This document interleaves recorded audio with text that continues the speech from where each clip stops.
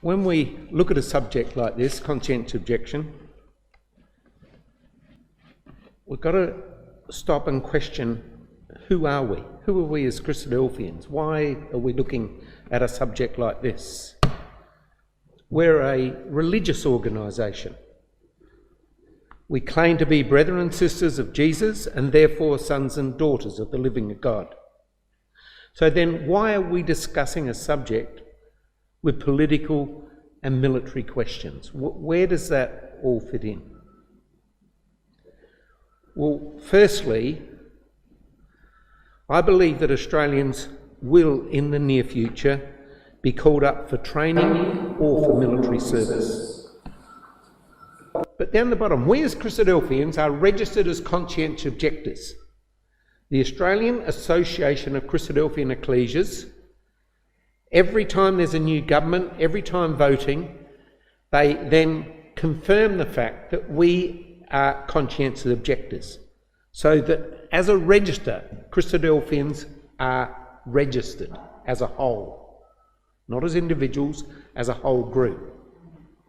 And Australia, I haven't put this in, Australia is, I won't say unusual, but most of the British countries allow for conscientious objectors. We have brethren and sisters in Korea. Korea does not allow for it. They have compulsory conscription at the moment, but there's no young brethren up there of that age. But they do not allow for conscientious objection, and they've got that problem with North Korea, and just over the Yellow Sea, they've got a big place called China sitting alongside of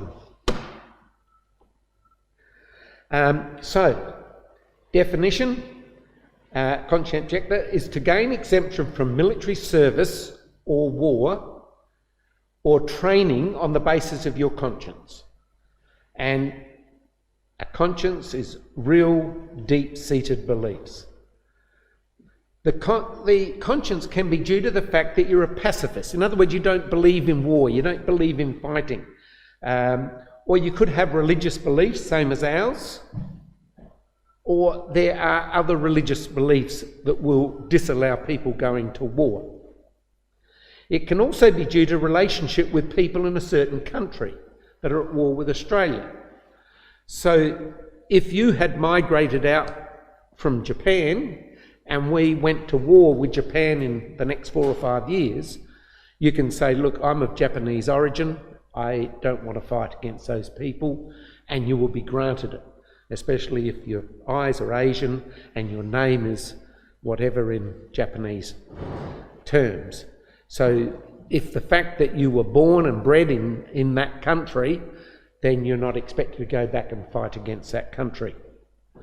So a conscientious objector person is a person who is claiming a conscience against war in some way or other.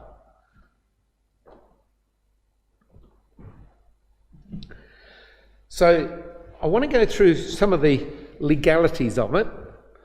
A conscientious objector has legal connections to civil, military and international matters. So at the moment we've got our world pretty well divided into what we call East and West. We've got the European bloc, we've got the Russian and Chinese people, which are quite friendly as far as military things go. And at the moment there's a few threats put from one nation to another. That's been going on a long time actually. When I was looking at this and trying to put my notes back together from when I did something at Murray Bridge about 4 or 5 years ago, I was thinking things haven't changed a lot, and yet we kind of accept the world that we're in at the moment. We don't see it as a major threat, and yet there's all this going to and froing backwards and forwards of, you know, you do that and we'll shoot you out, we'll push you into the sea or whatever. That's been going on for a while. As I said, I believe there will soon be a military call-up. This time, due to the doctrine of equality, it will include young men and women. And there's quite a few countries where that is the case at the moment. In Korea, as far as I understand, the women don't have to go, but they will be asked. They get an application and they don't have to go. Israel have had men and women for about 20 or 30 years. So the question is, are we and also our young people prepared for what may happen? I'm not computer literate, and I've altered some of my slides from what I've used before, and so I've got the little word wars down the bottom, which is the last thing I come to on this slide. But a few more definitions. A civil code is a set of rules for the people of a given country. So when they say it's a civil code, it's for within the country. And so the word civil, it's the code for civilians, people who belong to that country. So those codes are for citizens, permanent residents. In most countries, visitors, and most of the visitors before COVID come along, were tourists. So people who are transiting the country. They will be judged by the civil code of the country. So the tourists, if they come to Australia and they go speeding, then they get caught by our police and they get a ticket from our police. If they don't like it and they go to court and complain about it, go home. That's it. Our code says you can't speed, you're in our country, you were speeding. And so the civil code, all people that live in a country, even though it's temporary, have to abide by the civil code. So if you drop a bit of paper and you live in and you're on a holiday in Singapore, you will face a $1,000 fine or go to jail. Full stop. No argument in Singapore. You can't trash it. Under the civil code of Australia, visitors who are a problem can be deported. International code. That's an agreement of the behaviour that goes on between nations. So it's how a nation will treat a visitor.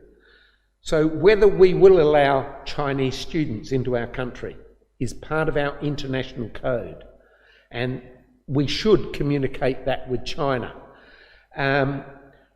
If anyone can come from Fiji and go picking grapevines or fruit or something like that, and a lot of Pacific nations, their people were coming here during the fruit picking season.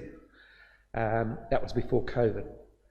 And so those agreements are international agreements, and in some cases they may not be written into the code, but the allowance of those people in is made with the parent company, with Australia, and it appears on the visa that they come, whether it be a working visa, a transit visa or what. And so all those visa agreements are there. International codes affect trading laws. So what we buy, how much we're going to pay, the tariffs, all of that is covered by the international code. And the other thing that comes under international code is wars. A lot of people, when you're growing up and you don't stop to think about it, you just see a war as a big argument. But wars actually are covered by codes. It sounds funny that you can have a fight between nations and there's a legal code already in existence that tells them how they can fight their war. And that's one of the things I want to look at as we go through, because that's what we're looking at. So civil codes are for the internal affairs of a nation. Their day-to-day behaviour in most cases, such things as shopping, and here in Adelaide, if you buy certain goods over a certain value, you automatically get a warranty on those goods. That's a civil code. So it controls shopping, how you behave in a shop, road rules, employment, whether you're caught for stealing or assault or murder. All of those things are part of Australia's code, and in some cases There's a civil code for South Australia, it'll be slightly different in Victoria and things like that. Civil codes are also applied to holiday makers, tourists, transient workers and visiting students. They are judged by the laws of the country they're in. So if you go visiting any other country, as I said, if you're an Australian, you're in Singapore and you drop a piece of paper, if you don't pick it up, you can be fined quite heavily. The laws of the home country have little or no power when you're abroad. You can't say, oh, but that's not the rule back in Australia. So what? You're not in Australia. So you can't appeal on the basis that if you go into country, you're expected to know what their laws are.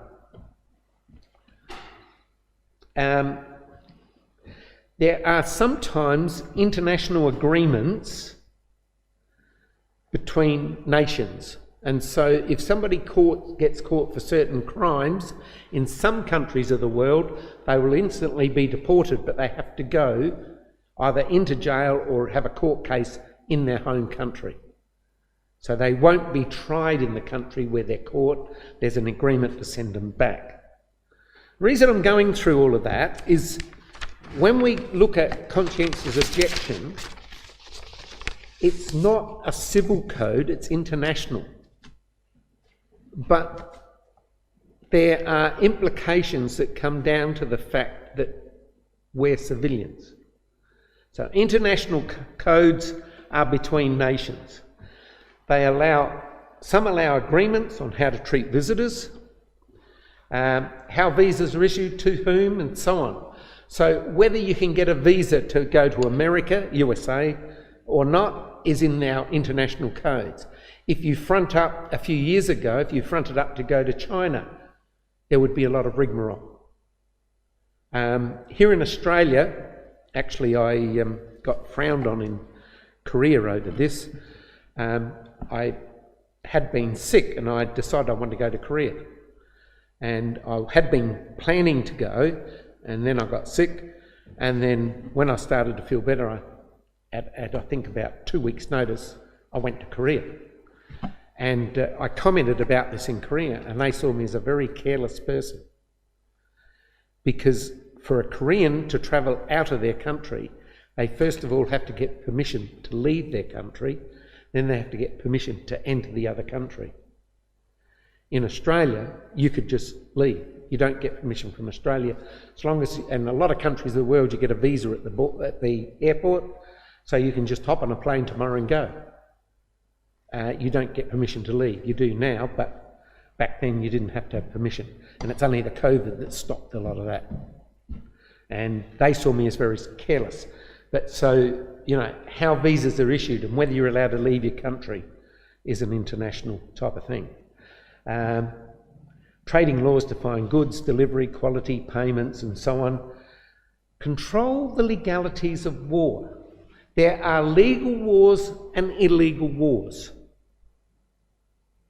You know, you think, I saw the kids smiling just a while ago, but if a couple of kids are fighting in the schoolyard, they don't need to get permission to have that fight in the schoolyard, or they don't normally get permission for it. Put it that way, that's a better way of putting it. But for a nation to go to war, they have to follow a code. If they don't follow the code, that is not a legal war. It sounds funny that fighting has to be legal. If it's an illegal war, we would put it under the heading of terrorism.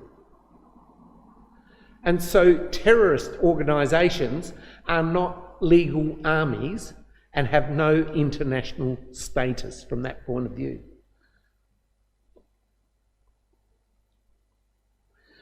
Right, so international military codes.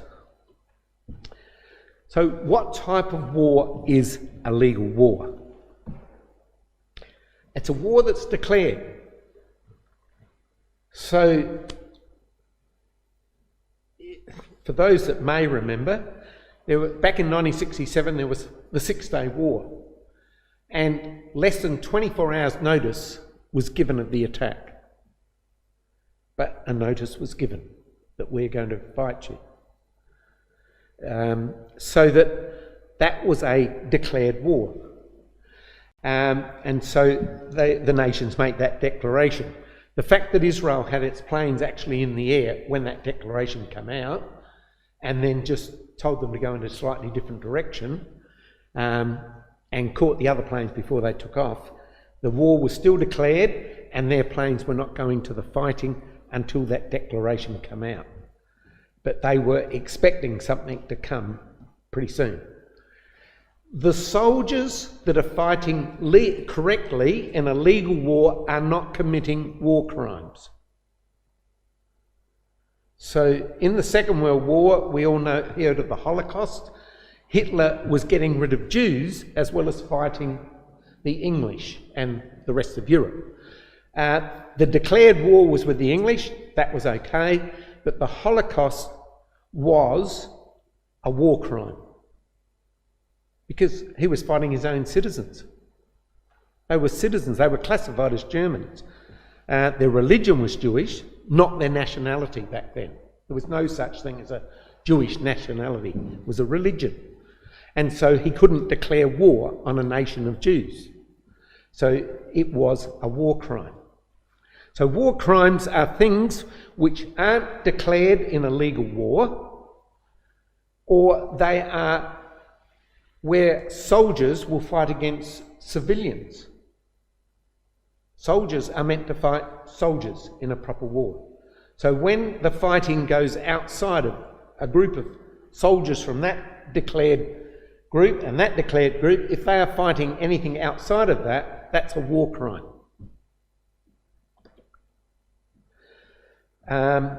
So actions outside of the legal war.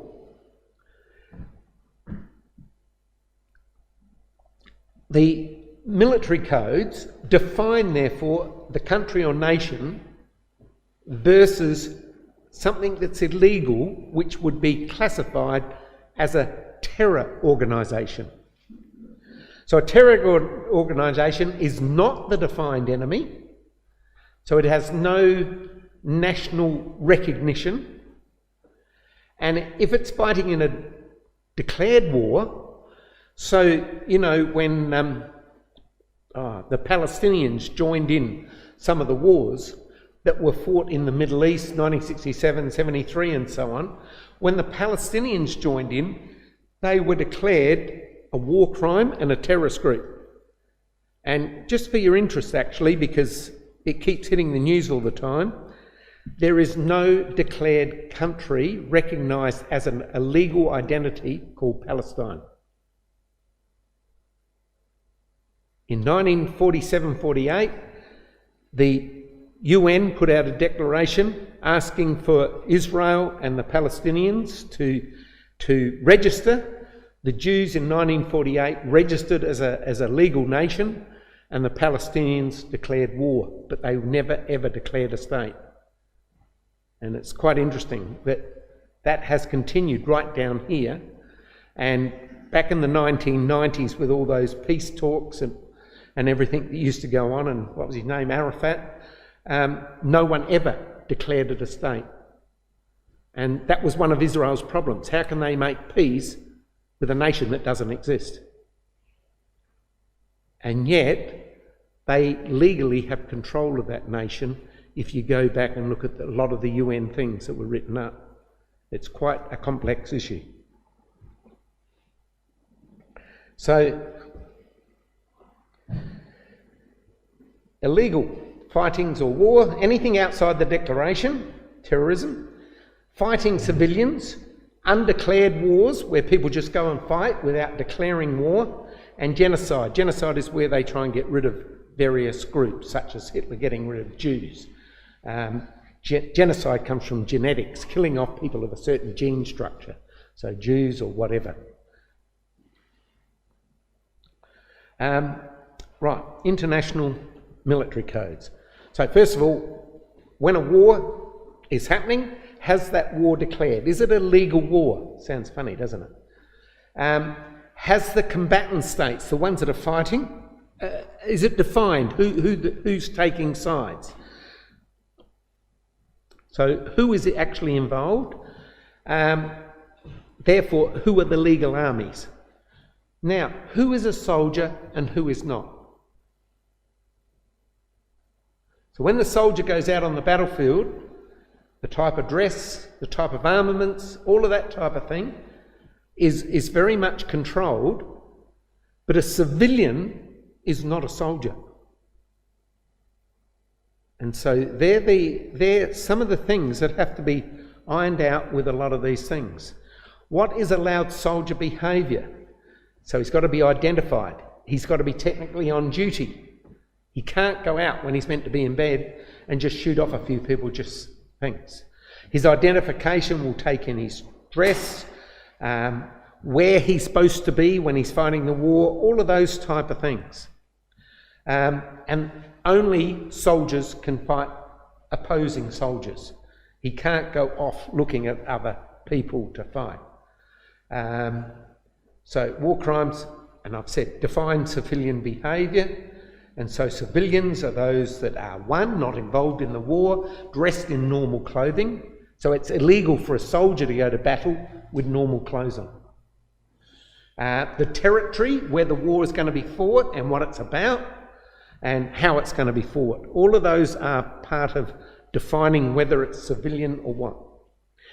Now the Bible says, thou shalt not kill. And when I went through Sunday school and I learnt this, I couldn't work out how Europe had had 2 or 3 wars when they were supposed to be a Christian group. So the question is, what is killing and who is guilty of killing? If you have a road accident and it's literally an accident and someone gets killed, is the other person guilty of that killing? And we say, well, no, it was an accident. So you're a doctor, and a person comes and they're very, very sick or they're very, very old, and they die while they're under your care. Did the doctor kill them? Now, a lot of doctors have gone to court over that very issue. But when you look at it and you don't have any connection with that type of thing, you say, well, that's not fair. The person was sick or the person was old. They're on the way out anyway. The doctor can't be held responsible. A person's done a major crime and they're punished by hanging. Is the hangman guilty of killing? Or is the government guilty of killing? You say, no, that's written in to the laws of the country. So, so then we go to the next one. In a war with supervised soldiers shooting at enemies, are they then killing? And under this definition, the answer is no. And we'll look at it as we go through a little bit. Terrorism. Oh yeah, that's killing. Because it's not a declared war. Murder is killing. Cain and Abel. We go through the Bible. Cain killed Abel. Yes, he killed him. They were brothers. So that is murder, and that's a form of killing. Abraham rescued Lot, and the Bible praises Abraham for it. But it was a declared war. It was part of what was declared and happened. Joshua attacked Jericho, and all but one person died. Did he kill? Well, the Bible says God told him to do it. They went in, they declared their war, marched around the walls, did all of that. The Jericho people did not submit, and it all happened. Joshua stoning Achan, who did something wrong, and God told him, do that. Is Joshua guilty of killing? No, he's not. It was a punishment. David and Goliath, it was in a declared war. David volunteered, he was given the right clothing, he went out as a soldier. And he did it. And he came in the name of God and did it. David's wars were all backed by God. But David got rid of Uriah the Hittite because he wanted Bathsheba. And David suffered for that. Suffered for many years and many problems in the family. crucifixion of Christ. The Jews were thrown out of their land. The whole range of problems happened by God. It was God's Son, and they've all suffered. Actually, an interesting thing, it just came into my head just then. We look at the ancient Romans, as they were back then, the power that literally went through Pilate. They were blonde, blue-eyed people. The modern Italians aren't a descendant of the Romans. Quite interesting, actually. Live in the same country, but they're not the same people. So, conscientious objection. It's part of our constitution, and it's written into most ecclesial constitutions, that we are not free to join the forces, the military. It's actually written in. It's also written into what we call the doctrines to be rejected. So it's written in twice in most constitutions. As an organisation, and it's the Australian Christadelphians as a whole, we are registered with the government of Australia, as conscientious objectors. There's a registry of those type of things, and every time there's a new government chosen or a vote taken, the AAC actually renews that notification. So during times of national service, when called to serve or train, Christadelphians must register individually, that is, to prove in court they have a conscience against military duties, or they will obey the call-up. I've got a couple of relations on both sides of my family, my mums and dads, that actually didn't get baptised, never came into the truth, because they were scared of this and they didn't want to upset the ecclesia and didn't want to upset anyone else, because they couldn't stand up against conscientious objection. So, types of conscientious objection. Total. All forms of any military activity, they will have nothing to do with it. And that's roughly where we stand. So, training, combatant, that means fighting. Non-combatant, in other words, they won't go out and fight, but they'll do military exercises and fix up all the jeeps and all that type of stuff. Any employment by the military, total means they will have nothing to do with that. Other forms of conscientious objection, people object to going overseas. If the war comes to Australia, we'll fight, but we won't go overseas. That's not our war. And that was a big case with the Vietnamese War. A lot of young lads were going up there and saying, they're not threatening us in Australia, we're not going overseas. If they come, we'll fight them here. So we'll only fight in our own country, won't go overseas, but we'll protect our home country. There's another one from combatant duties only. So they'll go out and they'll be medics in the army, they'll fix up the vehicles, but they won't go out and fight. The other form is from training. And that's what I said in the first part. My brother went through when there were only training exercises in the 1950s. And they brought in military service back then. Now, types of people that classify as conscientious objectors.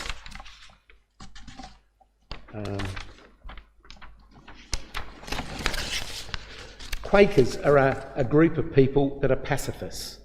The Society of Friends, or Mennonites, Amish in America, they're the ones that ride on donkeys around the place and go into town on carts and things like that. But they're a form of pacifist organisation. Those people of foreign descent, this one's quite interesting actually. I think I might click the next one. Yeah. Seeing it's got Si's name on it.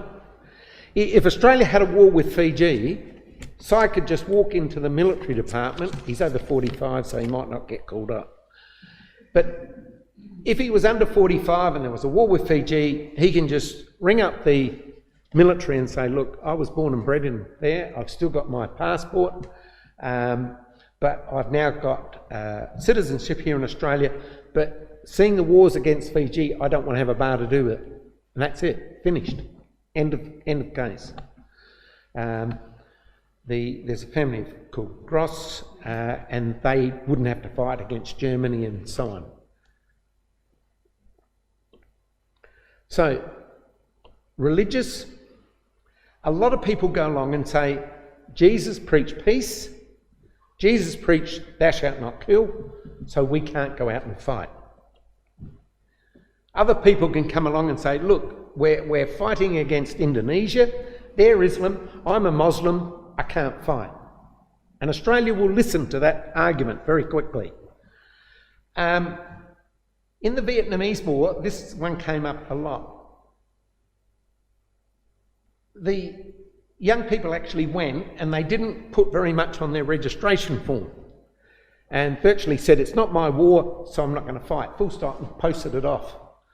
And when they got in court, they asked the question, if we win, what happens?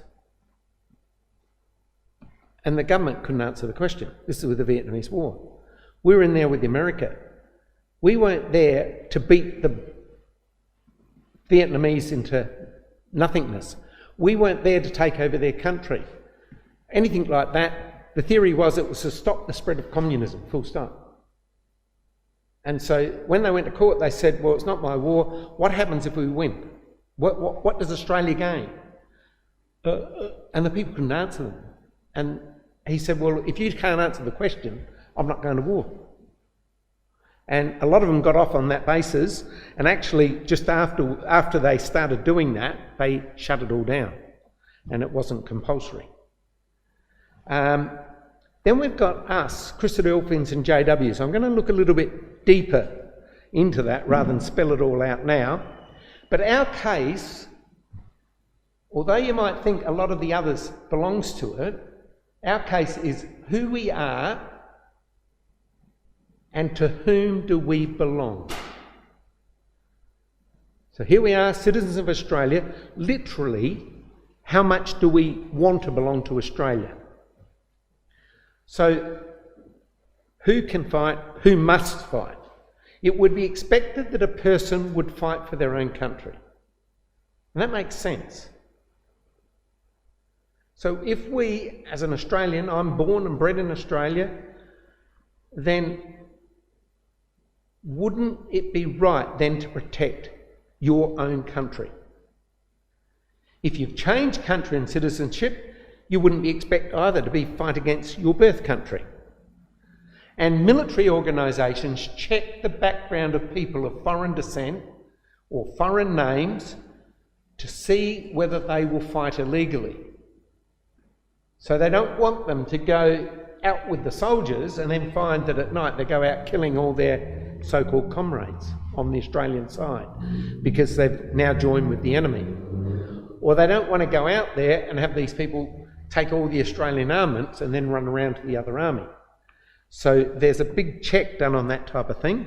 And apparently my grandparents, Wigsell, in the First and Second War, had all their mail checked because they thought the name should have been Wigsell, and we were from Germany.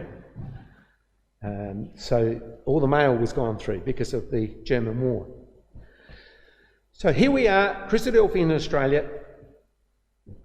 What we've got to do now is question who we really are, where we fit in the scheme of Australia, citizenship and so on. If citizens who belong to a country should fight in a country, where then do we stand?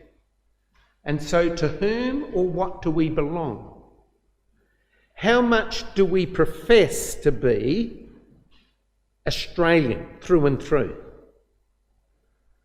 So should Aussies fight for Australia? Well, the simple answer is yes.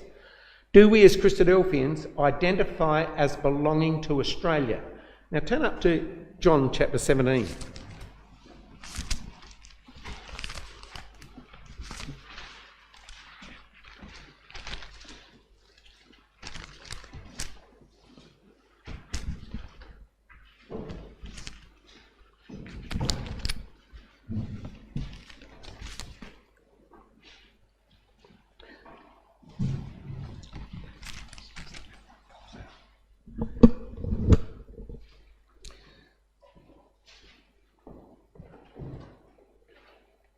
So Jesus is giving his prayer to God. And in verse 11, start at verse 10. All mine are thine, so those that belong to me, God, they're yours. And thine are mine, and I am glorified in them. And now I am no more in the world, and these are in the world, and I come to thee, Holy Father. Keep through thy own name those whom thou hast given me, that they may be one as we are one. When I was with them in the world, I kept them in thy name. So listen to that. When I was with them in the world, I kept them in thy name. Not in the name of the world, in thy name. Those that gavest me I have kept, and none of them is lost save the son of perdition, that the scriptures might be fulfilled. And now come I to thee, and these things I speak in the world, that they may have my joy in them. I have given them thy word, and the world has hated them, because they are not of the world, even as I am not of the world. Now, we won't go and read the rest because it keeps saying that. But we're in that same position. We're in the world. This is where we live. But we're not of the world. We belong to Christ. Now, it's interesting. We go over, well, in my Bible, we go over a page to 18, verse 33. And we've got Christ before Pilate. And Pilate says, "Are you the King of the Jews?" And Jesus says, "Well, are you saying this, or someone else told you about this?" And Pilate says, "Well, I'm not a Jew. Your own nation and the chief priests have delivered you to me. What have you done?" So he's understood Jesus saying, "Well, do you recognise me as King of the Jews, or have you just been told that?" So he doesn't answer the question, but then he says, "Your own nation and the chief priests." And Jesus says, verse 36, "My kingdom is not of this world. Then would my servants fight, that I should not be delivered to the Jews, but now my kingdom is not from here." Now, Pilate has just said, "Your own people have delivered you to me." And Jesus is saying, "My kingdom is not of this world." The structure that you see around you, Pilate, I'm disowning. You can call them Jews, call them what you like, but they don't belong to my kingdom. Those people that delivered you up don't belong to my kingdom. And we're getting into that area now where a lot of our case rests.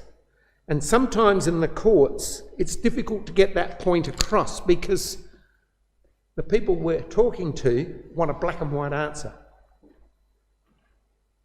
But we're saying, like Christ did, we're in the world. In other words, we're here in Australia living.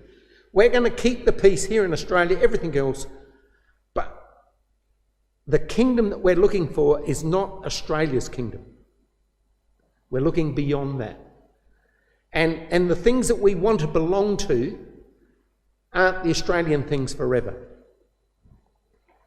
And so that's where the whole of our argument fits. So our relationship to our nation is shown by our behaviour. So with our young people, do they show by the way they get entertainment, what they want to do with their spare time, do they show that they're locked into an Australian way of life, or is it family and ecclesially based? And the problem is there that we're talking young people, but they haven't had a lot of time in their life to really establish that situation. And so as parents, we have to guide them in those areas.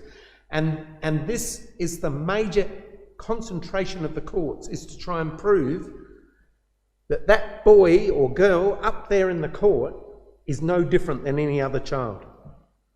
So what relationships do we actually keep? When we go to work, do we just fit in with work with whatever? Or do they know that we're a little bit different? Our weekends especially are spent with family and ecclesia. Is that quite obvious to the people when we talk about it? Our entertainment and our sport, the things that we watch and participate in, how do they identify us? Are they part of our important part of our life that we identify? We're on such and such a team and we will fight for that team no matter what? Or is it just somewhere to get a bit of exercise or something? Our plans that we have and our careers, our friend and our travel, are we any different from people around us? We say this will happen and that will happen, God willing. Do we look at how we plan and that with the fact that we are a Christadelphian in mind? Our relationship with the ecclesia. At home, do we see it as a necessity to, I was going to say attend, and we can't always do that, but to belong to the ecclesial activities? And when we're travelling or on holidays, whether interstate or overseas, do we look up and mix with brethren and sisters? Or when we're on holidays, we don't have to worry about that, we're on holidays. So that's what we've got to answer. Some of those things won't be looked at in court because they don't understand those things. So the first question is not the basis of our case, but when we stand up on the platform, are we talking of peace and pacifists? Or are we telling them that Christ will return and there will be Armageddon and the chosen will go out and fight? So we're not pacifists in that sense. What of this age? Trouble, fear and violence. We're not teaching that, we're saying it's wrong, yes, but we're also going to correct it by a final war. So what's in front of us? Armageddon. And that's what we're going to belong to. God will enter and we will be used in Armageddon. So our case is based on the fact being international. And I mean international in the sense of those codes I was talking to. So although we live and belong in Australia, we're looking for a time when God's kingdom will be established, and we want to show by our behaviour now that we belong to that kingdom. It's not just a personal feelings thing that we don't like war. And no one from overseas origin expected to fight against the country of their origin or family. So if we belong to the kingdom of God, we have to wait for that, and we have to wait for its establishment. We can't go fighting other wars. Now that's an interesting quote. Psalm 87. Because a civilian or a citizen should go fighting their battles.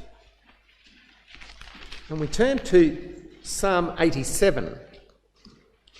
And it's talking of the fact that God will at one stage call his people and set up the kingdom. And so from verse 4 he said, I will make mention of Rahab and Babylon to them that know me. Behold, Philistia and Tyre and Ethiopia, this man was born there. So we'll identify with them. And of Zion it shall be said, this and that man was born in her, and the highest himself shall establish her. So when God sets up his kingdom, the world will be divided off into where people belong. And those who want to go into God's kingdom are those who were born in Zion. Now, I was born in Wavell. But I want to be seen as one of those who was born in Zion, that belong to the things of God's kingdom. And so that's where that international law comes in. Where is our heart's desire? What is that basis? So Are we non-combatants always? In other words, we don't believe in war, but we talk about Armageddon. Is our case about training or only a war? No, we see the whole issue of what's around us, but we see it as belonging to the times of the Gentiles or the time of man. And we don't want to have a bar to do with that. So whose side? We're not on Australia, Britain, USA, modern Israel. No, that's it. Armageddon will be a separately declared war. And I've got an interesting question there, because quite often when brethren talk about it, it's also almost as though, the merchants Tarshish and Israel are wonderful nations and the rest of them are absolute rotters. But when you look at it, it's saying God will punish the whole world. It's not just those. Israel needs punishment as well. They're not a righteous nation at the moment. There's a question though, who is on the Lord's side? So we're in the world but not of it. So to what country or kingdom do we belong? Our current country, and I'm not saying we belong, but is Australia. What about racial, ethnic lines? What country do we call home? What one do we actually identify it with? Our way of life or our culture determines where we belong. And that's an important issue. The things that we want in our life, the way of behaviour and all those things which indicate what we really belong to, as Christadelphians, that way of life should be different from the world's. And it should indicate what we want to belong to and where we're heading. Won't look them up. Philippians 3, it says, our citizenship is in heaven and we look for our Saviour to return and set up his kingdom. Colossians 1:13, we're translated into the kingdom of our God. Can't quite remember the Luke one. We've looked at Psalm 87. Hebrews 11, we looked at that when we did the reading, and I'll just pick up a couple of little points out of that as we go through. Quite interesting, the ones in Hebrews 11, because it really picks out exactly what I've been talking about. Verse 10, it talks of Abraham dwelling with Isaac and Jacob, and it looked for a city or a citizenship that has foundations, whose builder and maker is God. And then he says, verse 13, all these died in faith, Abraham, Isaac and Jacob and those before them, not having received the promises, but saw them afar off, and were persuaded and embraced them, and confessed that they were strangers and pilgrims on the earth. Now, the term strangers and pilgrims, if you've ever gone to an airport, international airport, you've got citizens and you've got aliens. But then every now and again you'll see a slight variation on that. Pilgrims are people living in a country, but they never claim citizenship. So what I would call long-term residents. But they never claim citizenship. So they're pilgrims. Strangers are tourists in our language. People on a temporary visa, which they may be able to keep churning over, which some people do. But they're the terms, and when you look them up in the Greek, the literal meanings of those terms are exactly what I said, but they line up exactly with our modern terminology. So Abraham, Isaac and Jacob didn't really belong to the area of Canaan. Even though God promised them that land, they were looking forward to the kingdom. For they say that they declare such things, that they seek a country. Now that country there means my father's country, a patriarchal country. And that's what they were looking for, and so they never actually established. Abraham had to buy a burying plot, and the others did as well. And truly, if they'd been mindful of the country whence they'd come out of, they could have gone back. So they went and stayed in the land of Canaan because of the promises, not because they actually owned it. But now they declare desire a better country, a heavenly, wherefore God is wanting to be called their God, for he has prepared for them a city. They will be citizens of that city. That's where the city and citizenship is a related term.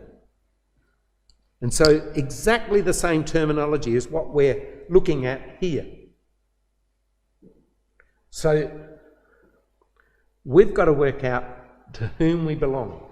Citizens of God, if we fought in other battles today, would make us terrorists. Sounds funny. Now, we go before the courts.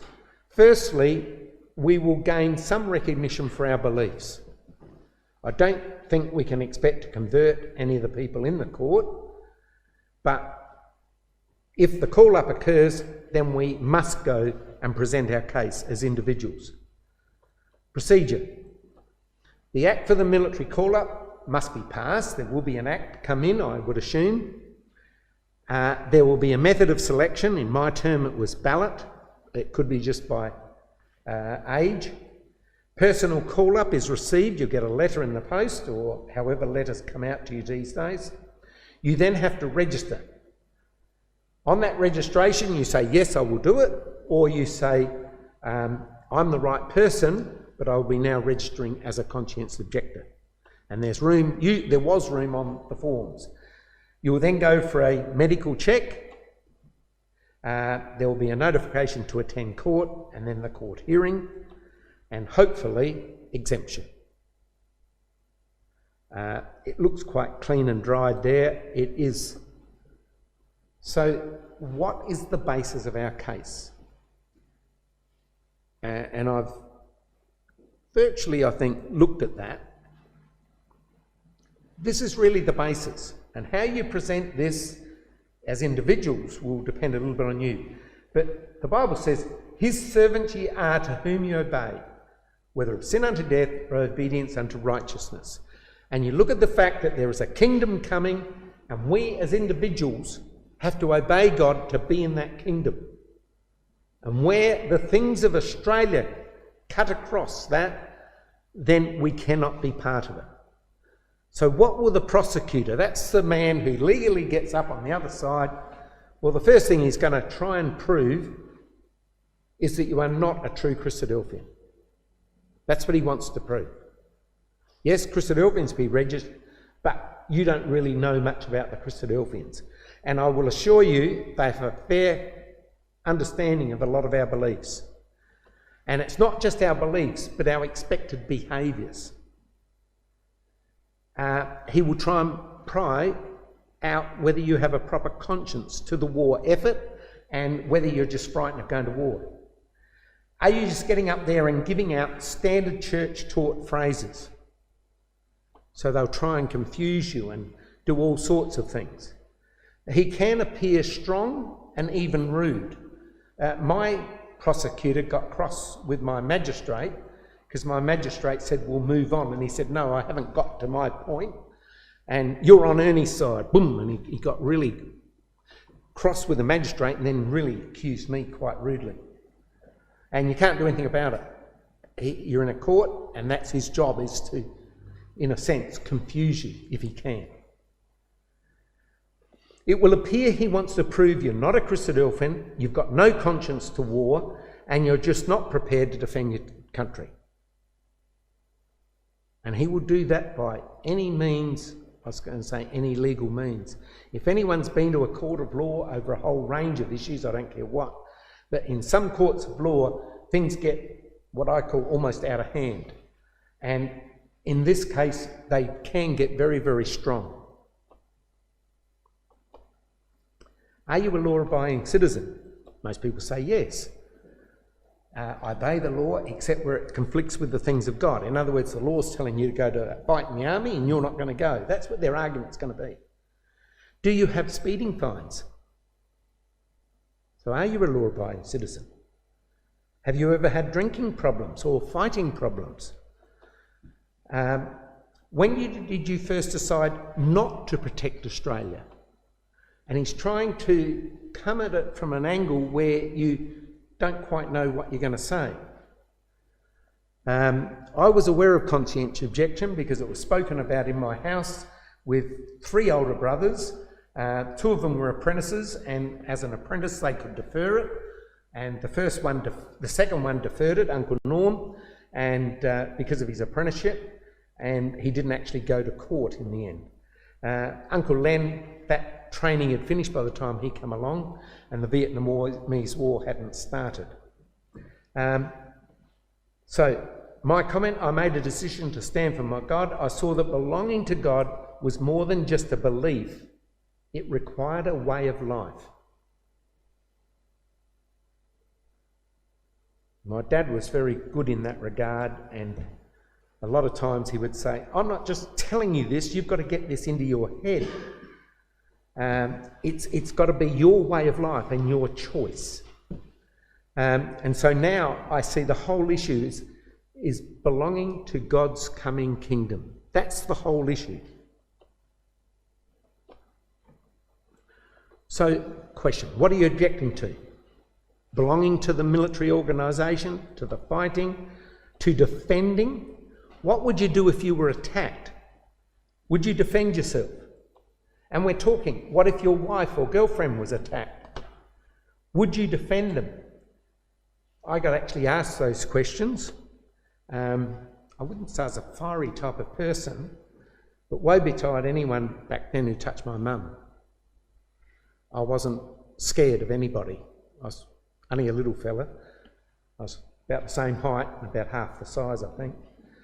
And I then gave him a talk about what I should do, but what I expected I would do, and God's forgiveness.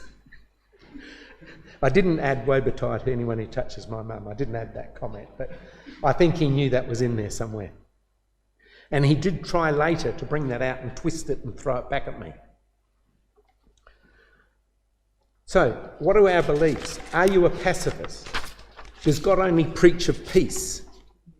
So, they're interesting things. Because, what will happen before Christ's return? Will there be wars? Will Christ be involved? They know that. They've looked that all up.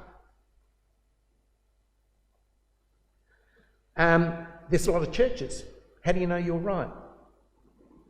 You did a medical. Did you hope you would have got out by doing the medical? I said, no, I legally had to do it. And I just left it and refused to answer any more questions about the medical. If you're refused conscientious objection status, would you go to prison or do community service? And I then asked what community service was, because in the Second World War, a lot of Christadelphians did community service, which was just ordinary jobs around the place that needed to be done, like sweep streets and things like that, because a lot of the people who were sweeping the streets back then, they didn't have trucks. They used to literally sweep them. A lot of those had gone to the war. Would you want other people to have your beliefs? Of course, the answer is yes. Whose job is it to defend you or your family?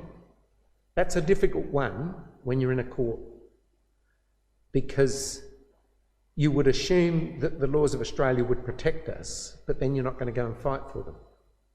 And so the balance there is very, very touchy, and I still don't have it. Ethics. Other than the Bible, what type of books do you read? You imagine 18, 20-year-old guy who likes to read about fights and things like that. What is ethics? What type of books do you read? Do you play war games on your computer? You'll play war games, but you won't go and fight. Like, should you be involved in that type of thing? What type of entertainment do you watch or go to? Part of that is looking at, are you connected to the Christadelphians? Are you connected to this way of life or a different way of life? So are you entertained by war activities? How can you claim to be separate? Culture. Culture's a difficult thing. I didn't understand culture until I went overseas. And then when you see people doing things, commenting totally different, some have even come and marry your daughter. I'm sorry. But culture is a way of life, and there really should be a way of life associated with Christadelphians. And we don't all do exactly the same things, because there are different jobs and different ways of doing things in the truth. But as a Christadelphian, your culture should be different. And some of your friends in the world that you work with might say to you some days, you're a bit different than other people. You don't do this and you don't do that. You don't swear, you don't... And you say, oh yeah, well my religion, this, that and the other. And that really explains a lot of our separation from the world. So what culture do we belong to?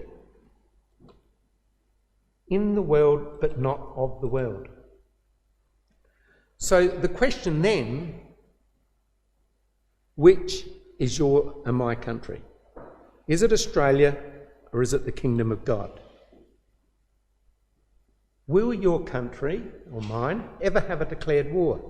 Well, yes, when Christ returns, there'll be Armageddon, and the kingdom will be set up. And that stone, Christ, will break in pieces and consume all these kingdoms. We live in Australia. Is citizenship wrong? Well, no. We're showing Australians, by growing up, that we're not going to shirk our normal duties of having a job and keeping society going and all that type of thing. It's just that our kingdom is not of this world. Therefore, the wars of this world are not our wars. The Apostle Paul used his Roman citizenship to further the gospel and to get out of a couple of trouble spots. So how do you or I show where we belong day by day? That's the question. What do we do to show where we belong? How do we show our differences? Do we belong in protests? No, they're political things. We don't do that. Do other people notice our differences? Brother had this expression, you may be the only Bible that people read. And it's good sometimes to hear comments back from people. Oh, why don't you do this? Or you're different about that. Your attitude here and there is different. So, will we as Christadelphians fight for our country? And I've got ours highlighted. We're citizens of God's kingdom. So the establishment of that kingdom will be our job. The kingdom is future. So will we fight for Australia now in this age? So my relationship to Australia is as a pilgrim. I'm as a traveller, a resident now. I don't seek to use the benefits of the culture, but I belong the citizen of the kingdom. Even so come, Lord Jesus.